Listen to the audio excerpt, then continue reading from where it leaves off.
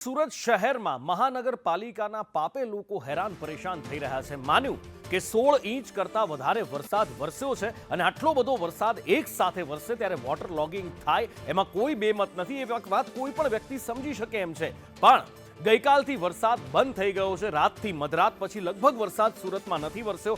આજે સવારથી ઉઘાડ નીકળેલો છે, પણ એમ છતાં પણ વરસાદ રોકાયેલા 8-10 કલાક પછી પણ સુરતમાંથી પાણી નથી ઓસરી રહ્યા। એ મહાનગરપાલિકાની નિષ્ફળતા બતાવે છે, કારણ કે દાવો કરવામાં આવે છે કે મોટી મોટી ડ્રેનેજ લાઈનો નાખવામાં આવી છે, પણ કંઈ કેટલાય વિસ્તારો છે, ભટાર વિસ્તાર છે, આઝાદનગર છે, કે જ્યાં હજી પણ પાણી નથી ઉતરી રહ્યા। अभी अगर पानी भाई नीचे आप में पानी भर गया घर में, तुम कहाँ जा रहे हैं? तो आप मैं बोट भेजता हूँ, बोट में बैठ के आ जाओ, स्कूल में जाओ, वहाँ जाके आराम करिए। वहाँ खाने की व्यवस्था भी है, लाइट भी है, आराम से आराम करने के लिए रूम खुले हुए हैं, चाय की व्यवस्था भी है। वहाँ चले जाइए, यहाँ मत रहिए, घर लॉक कर दीजिए। यहाँ पुलिस का पॉइंट लगा दिया है हम लोगों ने, कोई चोरी वोरी नहीं होगी, आप खाली लॉक लगा के चले जाइए, बिल्कुल चिंता मत करिए। भाई वो बोट मंगाओ इधर, चलो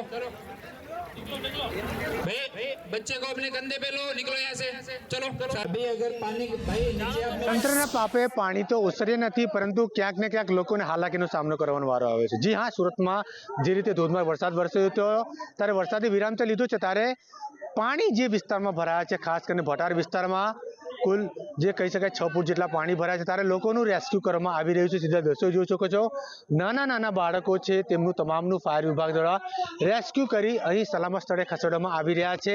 લોકોના ઘરમાં પાણી ઘૂસી ગયા છે। આ સમગ્ર જે બાબત છે તે તંત્રના પાપે છે, કારણ કે આની પાછળ જે આવેલી ખાડી છે તે ખાડીના નિર્માણના કારણે પાણી જે છે બેક માર્યું છે અને પાણી લોકોના ઘરોમાં ઘૂસ્યા છે। ગટર લોકોને સાવચેતીના પગલા માટે આગ્રહ કરી રહ્યા છે। કહી શકાય છે કે એસએમસીના કર્મચારીઓ તો છે, પરંતુ હજી સુધી સાલિમબેન અગ્રવાલ અહીં સુધી નથી પહોંચ્યા। ત્યારે ડીસીપી વિજયસિંહ ગુર્જર પોતાના સ્ટાફ સાથે અહીં પહોંચ્યા છે અને લોકોનું પોલીસ સ્ટાફ અને ફાયર વિભાગના સાથે લોકોનું રેસ્ક્યુ કરી રહ્યા છે। બેન, શું કહેશો, અહીં કેટલા સમયથી ફસાયા હતા?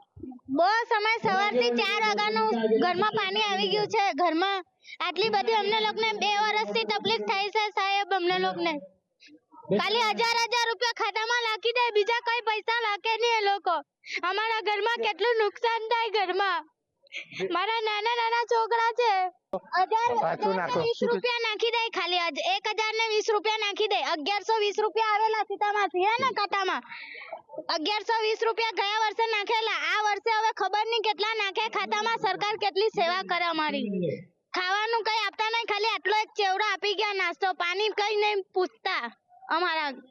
બિલકુલ બેન છે રડી રહ્યા છે, કારણ કે તેમના ઘરમાં પાણી ઘૂસ્યું છે। જે વસ્તુ તેમના દ્વારા વસાવવામાં આવી હતી તમામ વસ્તુ હવે પાણીમાં ગરકાવ થઈ ચૂકી છે, નાશ પામ્યું છે। પરંતુ તંત્રના પાપે આ એક બેન છે જેમના એક ઘરમાં નુકસાન થયું છે, તો આવા તો અનેક ઘરો છે તેમાં ઘણું નુકસાન થયું હશે। પણ ભૂષણ ચૌધરી સાથે જયેન્દ્ર પાંડે, સંદેશ ન્યૂઝ, સુરત।